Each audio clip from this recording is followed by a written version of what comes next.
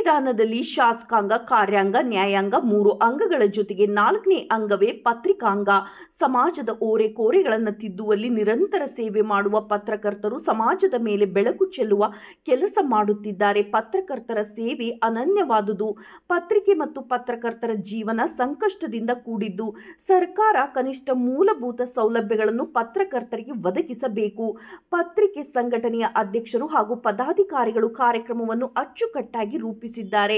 ಕಾರ್ಯಕ್ರಮ ವಿಶಿಷ್ಟ ಹಾಗೂ ಅರ್ಥಪೂರ್ಣವಾಗಿದೆ ಎಂದು ವಿಶ್ವ ಪತ್ರಿಕಾ ದಿನಾಚರಣೆ ಉದ್ದೇಶಿಸಿ ಶಾಸಕ ಕೃಷ್ಣ ನಾಯಕ್ ಅವರು ಉದ್ಘಾಟನೆ ನೆರವೇರಿಸಿ ಮಾತನಾಡಿದರು. ಪತ್ರಕರ್ತರು ಸಮಾಜದಲ್ಲಿ ಸಂಕಷ್ಟಗಳನ್ನು ಎದುರಿಸುತ್ತಿದ್ದು ಅರಿವನ್ನು ಮೂಡಿಸುವಲ್ಲಿ ನಿರಂತರ ಸೇವೆ ಮಾಡುತ್ತಿದ್ದಾರೆ. ಪತ್ರಕರ್ತರಿಗೆ ಬಸ್ ಪಾಸ್ ನೀಡುವ ಜೊತೆಗೆ ನಿವೇಶನ ಮಂಜೂರು ಮಾಡಬೇಕು. ಲಂಚವಿಲ್ಲದೆ ಯಾವ ಕೆಲಸವಿಲ್ಲ. ಎಲ್ಲಿ ಹೋದರೂ ತಾ ಎನ್ನುವವರು ಇದ್ದಾರೆ. ಎಲ್ಲಿಯವರೆಗೆ ಭ್ರಷ್ಟಾಚಾರ ನಿರ್ಮೂಲನೆ ಆಗುವುದಿಲ್ಲವೋ ಅಲ್ಲಿಯ ತನಕ ಭ್ರಷ್ಟ ಅಧಿಕಾರಿಗಳು ಇದ್ದೇ ಇರುತ್ತಾರೆ. ಡಾಕ್ಟರ್ BR ಅಂಬೇಡ್ಕರ್ ಅವರು ಅಧ್ಯಯನ ಮಾಡಿದಷ್ಟು ಯಾರೂ ಮಾಡಿಲ್ಲ. ಆದ್ದರಿಂದ ಪತ್ರಕರ್ತರಿಗೆ ಸರ್ಕಾರ ಮೂಲ ಸೌಕರ್ಯ ಒದಗಿಸಬೇಕು ಎಂದು ಶಬ್ರ ಯೋಗಿ ರಾಜೇಂದ್ರ ಶಿವಾಚಾರ್ಯ ಮಹಾಸ್ವಾಮಿಗಳು ಆಶೀರ್ವಚನ ನುಡಿದರು.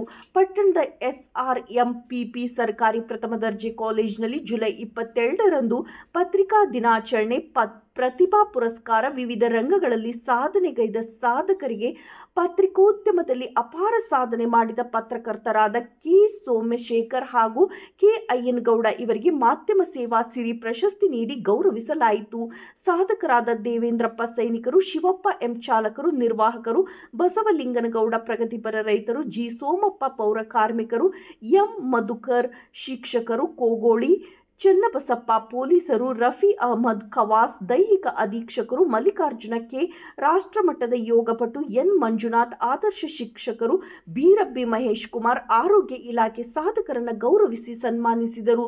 ಸದ್ಗುರು ಶಿವಯೋಗಿ ಡಾಕ್ಟರ್ ಮಂಜುನಾಥ ಹಾಲಸ್ವಾಮಿಗಳು ಆಶೀರ್ವಚನ ನುಡಿಯಲ್ಲಿ ಪತ್ರಿಕೋದ್ಯಮದಲ್ಲಿ ಪತ್ರಕರ್ತರ ಜೀವನ ಬದುಕು ದುಸ್ತರವಾಗಿದ್ದು ಸರ್ಕಾರ ನಿವೇಶನ, ಮನೆ ಹಾಗೂ ಬಸ್ ಪಾಸ್ ಮತ್ತಿತರರೆ ಸೌಲಭ್ಯಗಳನ್ನು ಒದಗಿಸಬೇಕು ಎಂದರು.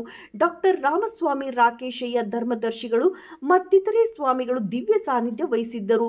ತಾಲೂಕು ಪಂಚಾಯಿತಿ EEO ಉಮೇಶ್, ಹಿಂದಿನ BEO SN ಹಳ್ಳಿಗುಡಿ, ಮುಖಂಡರಾದ ಕೋಡಿಹಳ್ಳಿ ಕೊಟ್ರೇಶ್, ಬೀರಬ್ಬಿ ಬಸವರಾಜ್, K. ಜಗದೀಶ್, ದೊಡ್ಮನಿ ಪುನೀತ್, ನಿವೃತ್ತ ಗೃಹ ರಕ್ಷಕ ಅಧಿಕಾರಿ ರಾಜ್ಪೀರ್, ಪತ್ರಕರ್ತ H. ಹನುಮಂತಪ್ಪ, ರೈತ ಸಂಘದ ಅಧ್ಯಕ್ಷ ಗುಜನೂರು ಸಿದ್ದಪ್ಪ, M. ಶಿವರಾಜ್, ಕಾನೀಪ ಜಿಲ್ಲಾ ಉಪಾಧ್ಯಕ್ಷ ಮಡ್ಡಿ ಗೋಣಿಸ್ವಾಮಿ ಮತ್ತಿತರರು ಇದ್ದರು.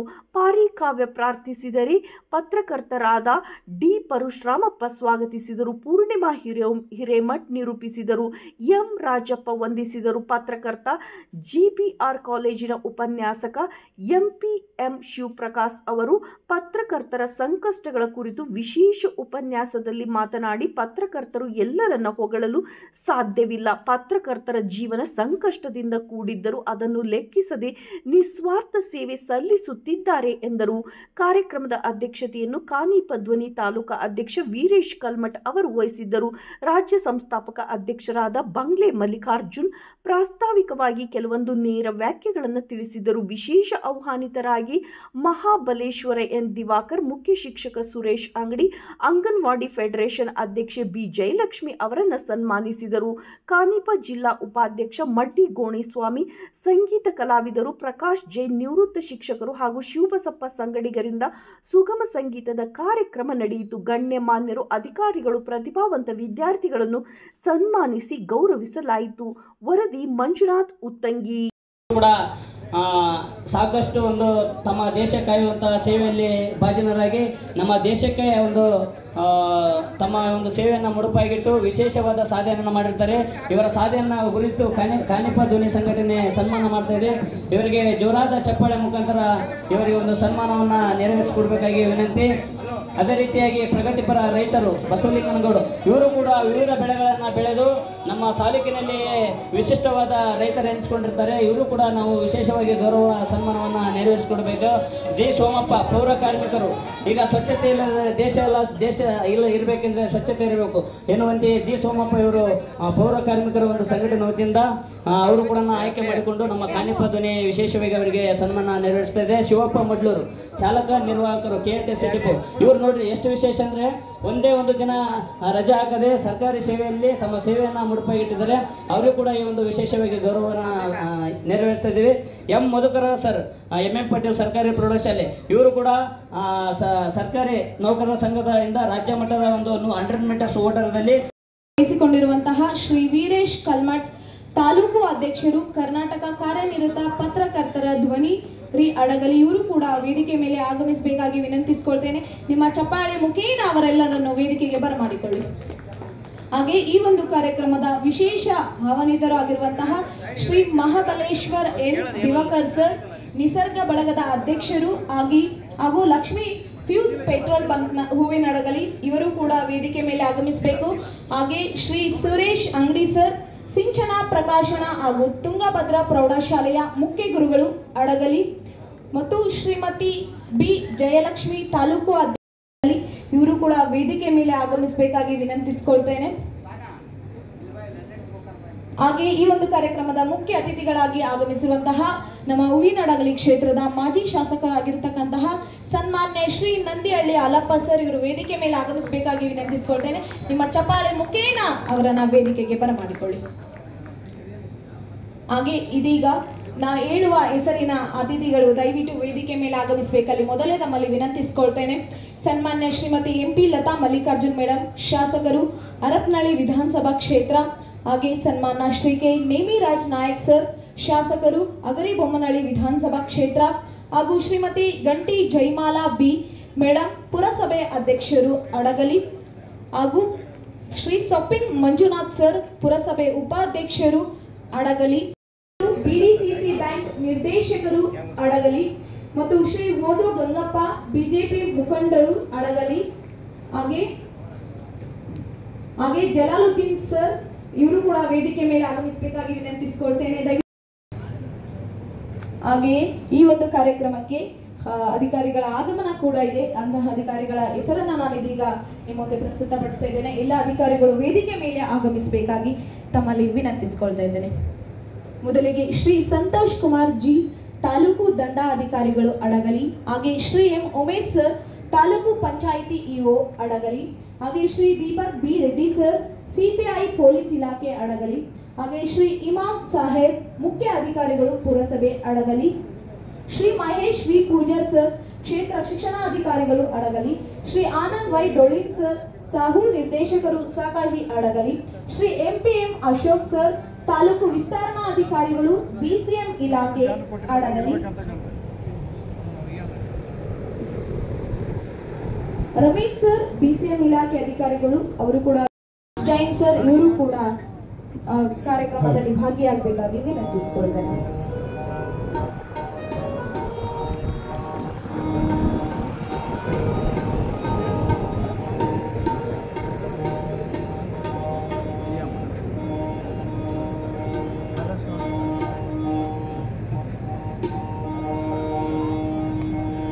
जय भारत जननीय तनुजाते, जय हे कर्नाटक माते, जय सुंदर नदी वनಗಳ ನಾಡೆ, जय हे ರಸ ರುಚಿಗಳ ಬೀಡೆ.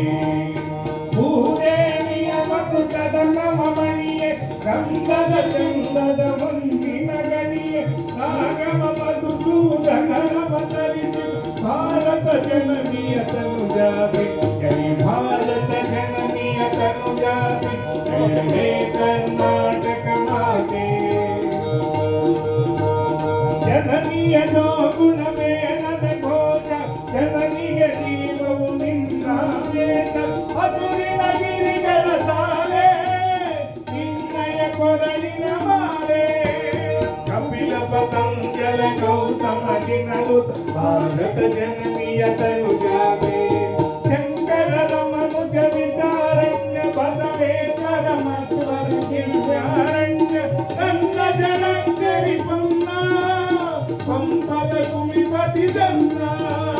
ಕುಮಾರ ವ್ಯಾಸನ ಮಂಗಳ ಧಾಮ, ಕವಿ ಕೋಗಿಲೆಗಳ ಪುಣ್ಯಾರಾಮ. ನಾನಕ ರಾಮಾನಂದ ಕಬೀರರ, ಭಾರತ ಜನನಿಯ ತನುಜಾತೆ. ತೈಲಪ ಮೈಸಳ ರಾಣಿನ ನಾಡೆ, ಕಂಕಣ ಜಗಣರ ನೆಚ್ಚಿನ ವೀಣೆ. ಕೃಷ್ಣ ಶರಾವತಿ ತುಂಗ, ಕಾವೇರಿ ಚೈತನ್ಯ ಪರಮಹಂಸ ವಿವೇಕನ್ ಭಾರತ ಜನನಿಯ ತನುಜಾತೆ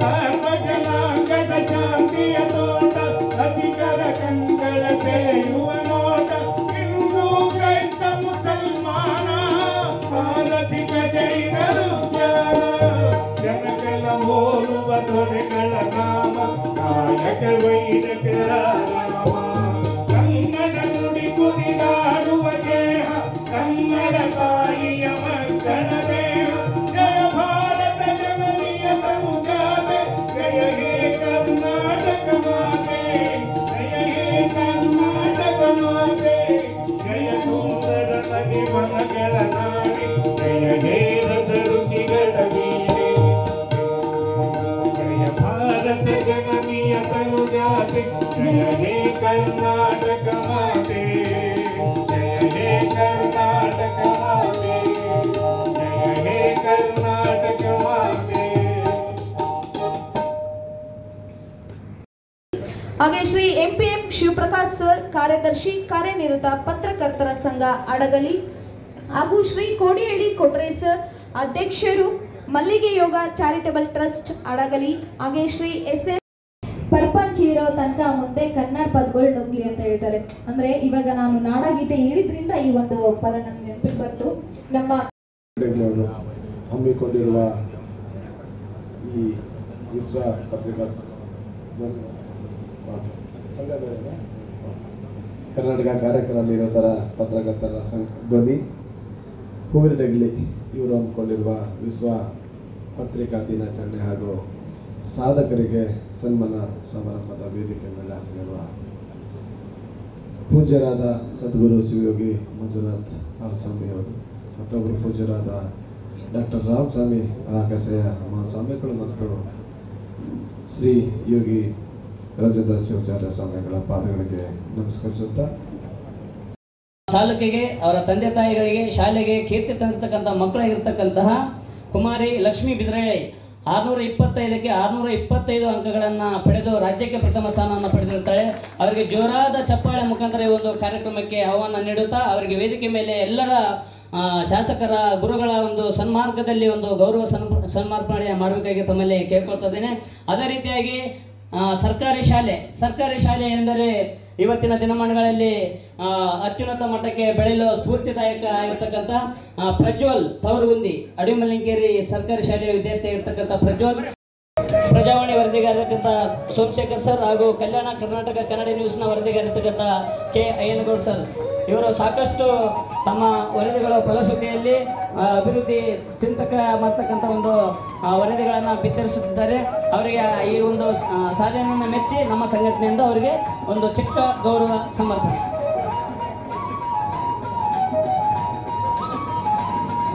ಶಾಸಕರು ಇಷ್ಟೊತ್ತು ನಮ್ಮ ಜೊತೆಗೆ ಒದಗಿಸಿದ್ದಾರೆ. ಇವರು ಕೂಡ ಒಂದು ಸನ್ಮಾನ ಸಮಾರಂಭವನ್ನು ಏರ್ಪಡಿಸಿದ್ದೇವೆ. ಈ ಒಂದು ಸನ್ಮಾನಕ್ಕೆ ಭಾಜನರಾಗಿ ಇವತ್ತು ಪತ್ರಿಕೋದ್ಯಮ ಕೇವಲ ಹೊಟ್ಟೆ ತುಂಬಿಸುವ ಕಾಯಕವಲ್ಲ, ಸಾವಿನ ಭಯ ಬಿಟ್ಟು ನಗ್ನ ಸತ್ಯವನ್ನು ಹೇಳುವಂತಹ ಪವಿತ್ರವಾದಂಥ ಸೇವಾ ಕಾರ್ಯ ಅಂತ ನಿಜವಾದ ಪತ್ರಕರ್ತರುಗಳು ನಾವು ಅಂದ್ಕೊಂಡಿದ್ದೀವಿ. ಇಂಥ ಒಂದು ಪವಿತ್ರವಾದಂಥ ಒಂದು ಕಾರ್ಯಕ್ಕೆ ಸಿಗ್ತಿರೋಂಥ ಬೆಲೆ ಭಾಳಷ್ಟು ಕಡಿಮೆ. ಇವತ್ತು ಸರ್ಕಾರಗಳು ಕೇವಲ 20% ಪತ್ರಕರ್ತರಿಗೆ ಮಾತ್ರ ಕೆಲವು ಸವಲತ್ತು ಕೊಟ್ಟು ಅಕ್ರಿಡೇಷನ್ ಇರ್ಬೋದು, ಮಾಧ್ಯಮ ಪಟ್ಟಿ ಇರ್ಬೋದು, ಮತ್ತು ಈ ಥರ ಇರ್ಬೋದು. 80% ಪತ್ರಕರ್ತರನ್ನ ರಸ್ತೆಯಲ್ಲಿ ಬಿಟ್ಟಿದ್ದಾರೆ. ಇವತ್ತು ಸರ್ಕಾರ, ಸಿದ್ದರಾಮಯ್ಯ ಸರ್ಕಾರ ಇರ್ಬೋದು, ಇಂದಿನ ಬಂದಂಥ ಅನೇಕ ಮುಖ್ಯಮಂತ್ರಿಗಳ ಅನೇಕ BJP JDS ಸರ್ಕಾರಗಳು ಇರ್ಬೋದು, ಪತ್ರಕರ್ತರನ್ನ ಒಂದು ಆಟ ಆಡುವ ಬೊಂಬೆಗಳ ಥರ ಆಟ ಆಡಿಸ್ತಾ ಸಾಕ್ತಾ ಇದ್ದಾರೆ. ಇವತ್ತು ಒಂದು ನೋವಿನ ವಿಚಾರ ಅಂದರೆ, ಇವತ್ತು ಇತ್ತಂತೆ ಅದನ್ನು ಪಾಠ ಮಾಡಿದ ಮೇಷ್ಟ್ರು ನಾನು. ಹಾಗೆ ನನ್ನ ಕನಸು ಏನಂದರೆ 2 ಆಯ್ಕೆ ಇದೆ ರಿಟೈರ್ಮೆಂಟ್ ಆದಮೇಲೆ. ಒಂದು, ಶಿಕ್ಷಣ ಸಂಸ್ಥೆಯನ್ನು ಕಟ್ಟಿ ನಮ್ಮ ಗ್ರಾಮೀಣ ಪ್ರದೇಶದ ಎಲ್ಲ ವಿದ್ಯಾವಂತ ನಿರುದ್ಯೋಗಿಗಳನ್ನು ಕರ್ಕೊಂಡು ಅವ್ರ ಮೂಲಕ ಗುಣಮಟ್ಟದ ಶಿಕ್ಷಣವನ್ನು ಉಚಿತವಾಗಿ ಕೊಡಿಸ್ಬೇಕು ಅನ್ನೋದು ಒಂದು ಕನಸಿದೆ. 2ನೇ ಕನಸು, ನಾನು ಭಾಳ BO ಆಗಿದ್ರು ಕೂಡ ನಾನು ಭಾಳ ಡೇರ್ ಆ್ಯಂಡ್ ಡೆವಿಲ್ ಸರ್ ನಿಮ್ಮ ಥರ. ಬಟ್ ನಾನು ಇಲಾಖೆ ಕಟ್ಟ ಹಾಕಿದೆ. ನೇರವಾಗಿ ಮಾತಾಡೋರಿಗೆ ಶತ್ರುಗಳು ಭಾಳ. ಆದರೆ ದಿಟ್ಟವಾಗಿ ಕೆಲಸ ಮಾಡುವಾಗ ನನಗೆ ಶಕ್ತಿಯನ್ನು ತುಂಬಿರ್ತಕ್ಕಂಥ ಎಲ್ಲ ಬಳಗ ಇದೆಯಲ್ಲ, ಈ ಹಳ್ಳಿ ತಾಲೂಕಿನ ಬಳಗ, ನಾನು ಜೀವಮಾನ ಪೂರ್ತಿ ಎಲ್ಲೂ ಮರೆಯೋದಿಲ್ಲ. ಸಮಸ್ತ ಎಲ್ಲರಿಗೂ ಕೂಡ ಎಲ್ಲರನ್ನೂ ನೋಡಿಕೊಂಡು ನಾನು ಋಣಿಯಾಗಿರ್ತೀನಿ. ಅದಕ್ಕೆ ಇನ್ನೊಂದು ಆಸೆ ಇದೆ ನನಗೆ. ನೀವೆಲ್ಲ ಬೈತಿದ್ದೆ ವೀರೇಶ್ಗೆಲ್ಲ, ಇಷ್ಟೆಲ್ಲ ಅನ್ಯಾಯ ನಡೀತಾ ಇದೆ, ಅತ್ಯಾಚಾರ ನಡೀತಾ ಇದೆ, ಸುಮ್ಮನೆ ಕೂತ್ಕೊಳ್ಳಿ ನೀವು ಬರಲಿ ಅಂತ ಹೇಳ್ತಿದ್ದೆ. ಆ್ಯಸ್ ಅ ಬಿ ಆಗಿ ಹೇಳ್ತಿದ್ದೆ. ನಮ್ಮ ಹನುಮಂತಪ್ಪ ಕೂಡ ಇಲ್ಲೇ ಇದೆ,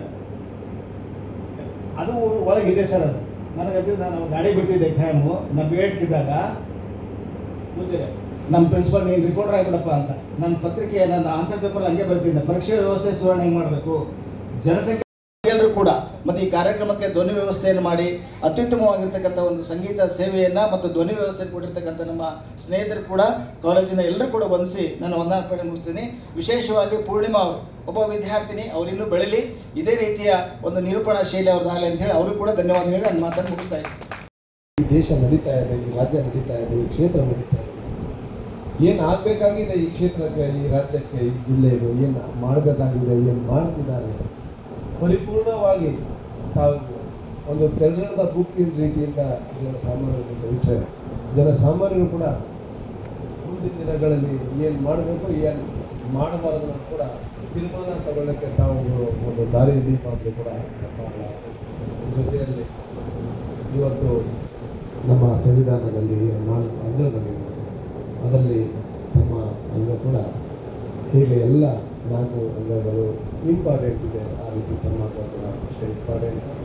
ಈ 4 ಅಂಗಗಳಲ್ಲಿ ನ್ಯಾಯಾಂಗ ಬಿಟ್ಟರೆ ನಾವು 3 ಅಂಗಗಳು ಯಾವಾಗಲೂ ಜೊತೆಲೇ ಸೇರಿಕೊಂಡು ಈ ದೇಶದ ಅಭಿವೃದ್ಧಿಗೋಸ್ಕರ ದುಡಿತಾ ಇದ್ದೀವಿ.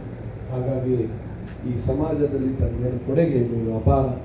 ಹಾಗಾಗಿ ತಾವು ಜೀವನದಲ್ಲಿ ಏನೆಲ್ಲ ಮಾಡಬಹುದು, ಏನೆಲ್ಲ ಸ್ವಂತ ವೈಯಕ್ತಿಕವಾಗಿ ಮಾಡಬಹುದು, ಆದರೆ ಈ ಸಮಾಜಕ್ಕೋಸ್ಕರ ತಮ್ಮ ಕುಟುಂಬನೆಲ್ಲ ದೂರಿಟ್ಟು ತಮ್ಮ ಜೀವನನೇ ಈ ಸಮಾಜಕ್ಕೋಸ್ಕರ ಅಂತ ಹೇಳಿ ನಾವೆಲ್ಲರೂ ಮುಡುಪಾಗಿದ್ದಕ್ಕೆ ಮತ್ತೊಮ್ಮೆ ತಮಗೆಲ್ಲರಿಗೂ ಧನ್ಯವಾದ ಅರ್ಪಿಸಿ, ಹಳ್ಳಿಗಳ ಪ್ರವಾಸದ ಕಾರ್ಯಕ್ರಮದಲ್ಲಿದ್ದೆ. ತಮ್ಮ ಕಾರ್ಯಕ್ರಮಗೋಸ್ಕರ ಅದನ್ನು ಮುಟ್ಟುಗೊಳಿಸಿ ಬಂದೆ. ಹಾಗಾಗಿ ಎಲ್ಲ ನಮ್ಮ ರೈತಾಪಿ ವರ್ಗ ಮತ್ತು ಎಲ್ಲ ಜನಸಾಮಾನ್ಯರು ನನಗೋಸ್ಕರ ಕಾಯ್ತಿದ್ದಾರೆ. ಅರ್ಧ ಗಂಟೆ ಅಂತೇಳಿ ಬಂದಿದೆ. ಹಾಗಾಗಿ ತಾವೆಲ್ಲರೂ ಕೂಡ ನಮ್ಮವರು. ಹಾಗಾಗಿ ಯಾವುದೇ ಕಾರಣಕ್ಕೆ ಬೇಜಾರಿಲ್ಲದೆ ನನಗೆ ತಾವೆಲ್ಲರೂ ಈ ಕಾರ್ಯಕ್ರಮದಿಂದ ಕಳಿಸ್ಕೊಡ್ಬೇಕಂತೇಳಿ ತಮಗೆಲ್ಲ ವಿನಂತಿ ಮಾಡ್ತೀನಿ.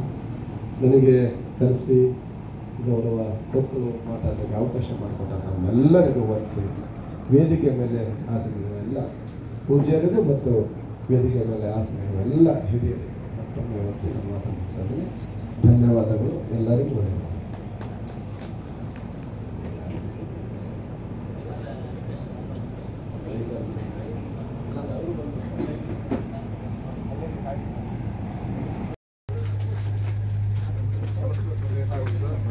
ಮಂಜ ಸರ್ ಆರಾಮ ಇಲ್ಲಿ ಬರ್ತೀವಿ ಸರ್.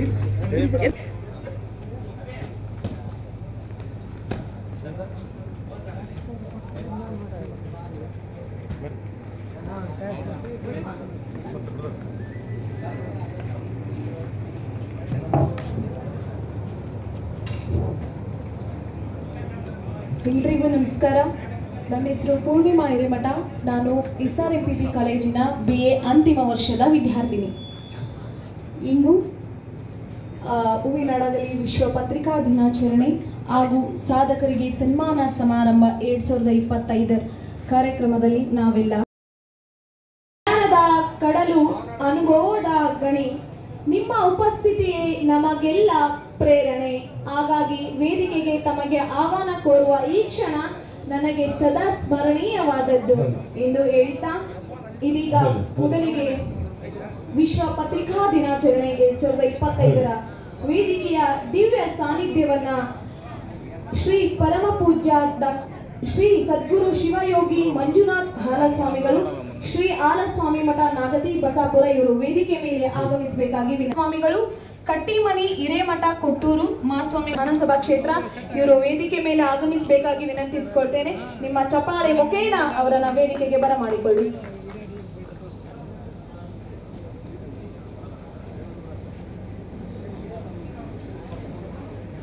ಹಾಗೆಯೇ ಪ್ರಾಸ್ತಾವಿಕ ನುಡಿಕರಾಗಿ ಹಾಗೂ ವಿಶೇಷ ಅತಿಥಿಗಳಾಗಿ ಅವರು ನಮ್ಮ ಶಾಲೆಯಲ್ಲಿ ಉಪನ್ಯಾಸಕ ಕೆಲಸ ಮಾಡಿದ್ದಾರೆ. ಚಂದ್ರನಾಯಕ್ ಅವರು ನಮ್ಮ ಮೊರಾರ್ಜಿ ಶಾಲೆಯಲ್ಲಿ ದೈಹಿಕ ಶಿಕ್ಷಕರಾಗಿ ಕೆಲಸ ಮಾಡ್ತಿದ್ದಾರೆ.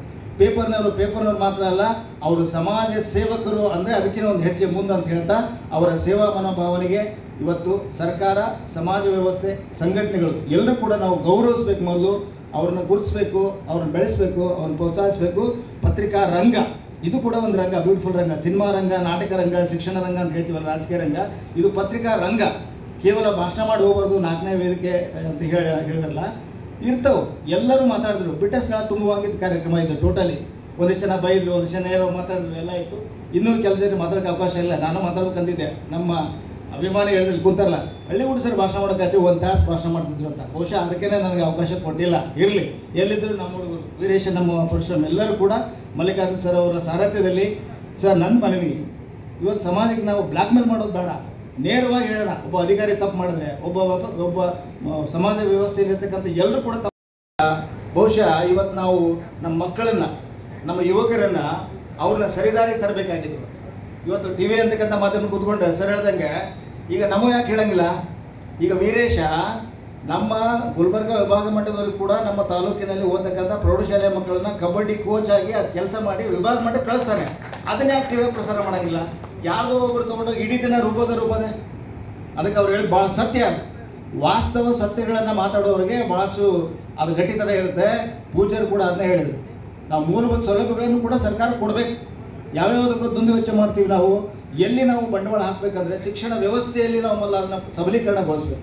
ಅದಕ್ಕೆ ಬರುವ ದಿನಮಾನಗಳಲ್ಲಿ ವೀರೇಶ್ ಅವ್ರ ಸಂಘಟನೆಯ ಜೊತೆಗೆ, ನಮ್ಮ ಅಕ್ಕವ್ರ ಸಂಘಟನೆಯ ಜೊತೆಗೆ, ಕೋಡಿಹಳ್ಳಿ ಕೊಟ್ರೇಶ್ ಎಲ್ಲ ಸಂಘಟನೆಯ ಜೊತೆಗೆ ನಾನು ಇರ್ತೀನಿ. ಬರುವ ದಿನಗಳಲ್ಲಿ ಇವತ್ತಿನ ಕಾರ್ಯಕ್ರಮದಲ್ಲಿ ಆಗಿರುವಂಥ ಎಲ್ಲ ಲೋಪದೋಷಗಳನ್ನು ನಾವು ಸರಿಪಡಿಸ್ಕೊಂಡು ಮತ್ತೆ ನಿಮ್ಮನ್ನು ಕರೆಸ್ಕೊಂಡು ಪತ್ರಿಕಾ ದಿನಾಚರಣೆಯನ್ನು ಕೋಡಿಹಳ್ಳಿ ಕೊಟ್ರೇಶಣ್ಣ ಅವರಿಗೆ, ನಮ್ಮ ಜಯಕ್ಕ ಅವರಿಗೆ ನಾನು ಮನವಿ ಮಾಡ್ತೀನಿ. ಒಬ್ಬ ಸಹೋದರನಾಗಿ ನಾವು ಸೇರಿಕೊಂಡು ಸಂಘಟನೆಯವರು ಇದೇ ವೇದಿಕೆ ಮೇಲೆ ಅವರೆಲ್ಲ ಕೂಡಿಸಿ ಕಾರ್ಯಕ್ರಮ ಮಾಡೋಣ ಅಂತ ಹೇಳ್ತಾ, ಕಾರ್ಯಕ್ರಮದಲ್ಲಿ ಸಾಧಕರನ್ನ ಸನ್ಮಾನ ಮಾಡಿದ್ದೀವಿ. ನಮ್ಮ ಸಂಸ್ಕೃತಿ, ಹಿಂದೂ ಸಂಸ್ಕೃತಿ ಏನಂದರೆ ದೇಶ ಕಾಯುವ ಯೋಧ, ಅನ್ನ ನೀಡೋ ರೈತ, ಅಕ್ಷರ ಸಂಸ್ಕಾರ ನೀಡೋ ಶಿಕ್ಷಕ. ಈ 3 ಇವತ್ತು ವೇದಿಕೆಯಲ್ಲಿ ಪೂಜ್ಯರಿಂದ ಸನ್ಮಾನ ಆಗಿದ್ದಾರೆ. ಶಿಕ್ಷಕರಿದ್ದಾರೆ, ರೈತರಿದ್ದಾರೆ, ಸೈನಿಕರಿಗೆ ಸನ್ಮಾನ ಮಾಡಿದ್ದೀವಿ. ಸೊ ಇದು ಎಲ್ಲವನ್ನು ನಾವು ನಮ್ಮ ವೃತ್ತಿ ಜೀವನದಲ್ಲಿ ಅಳಿಸ್ಕೊಂಡು ಹೋಗಬೇಕು. ಎಲ್ಲ ಆಗಮಿಸಿರ್ತಕ್ಕಂಥ ತಮಗೆಲ್ಲರೂ ಕೂಡ, ವಿಶೇಷವಾಗಿ ಈ ಕಾಲೇಜಿನ ಪ್ರಾಂಶುಪಾಲರು ವಿಜಯಕುಮಾರ್ ಸರ್ ಭಾಳ ಒಳ್ಳೆಯ ಸ್ನೇಹಮಯಿ ಜೀವ, ಅವರು ಕೂಡ ಇರಬೇಕಾಗಿತ್ತು. ಇವತ್ತು ಇಲ್ಲಿ ಮಕ್ಕಳು ಬಂದಿದ್ದರೆ ಬಹುಶಃ ಇದು ರಾಜ್ಯ ಮಟ್ಟದ ಕಾರ್ಯಕ್ರಮ ಆಗ್ತಿತ್ತು ಅಂತ ನಾನು ಮಲ್ಲಿಕಾರ್ಜುನ್ ಸರ್ ಹೇಳ್ತೀನಿ. ಪರೀಕ್ಷೆ ಇರೋದ್ರಿಂದ ವಿದ್ಯಾರ್ಥಿಗಳು ಬಂದಿಲ್ಲ. ಅವರ ಪ್ರತಿನಿಧಿಯಾಗಿ ಪೂರ್ಣಿಮಾ ಬಂದಾರ ಅಂತ ನಾನು ಭಾವಿಸ್ಕೊತಾ ಇದ್ದೀನಿ. ಇವತ್ತು ವಿದ್ಯಾರ್ಥಿಗಳನ್ನು ನಾವು ಸರಿಯಾದ ದಿಕ್ಕಿನಲ್ಲಿ ಕರ್ಕೊಂಡು ಹೋಗ್ಬಿಟ್ರೆ ಮುಂಬರುವ ದಿನಮಾನಗಳಲ್ಲಿ ನೆಮ್ಮದಿಯ ಜೀವನವನ್ನು ಕಳೆತಕ್ಕಂಥ ರಾಜಕೀಯ ವ್ಯವಸ್ಥೆ ಅಂತ ತರ್ಬೋದು, ಸಾಮಾಜಿಕ ವ್ಯವಸ್ಥೆ ಅಂತ ತರ್ಬೋದು.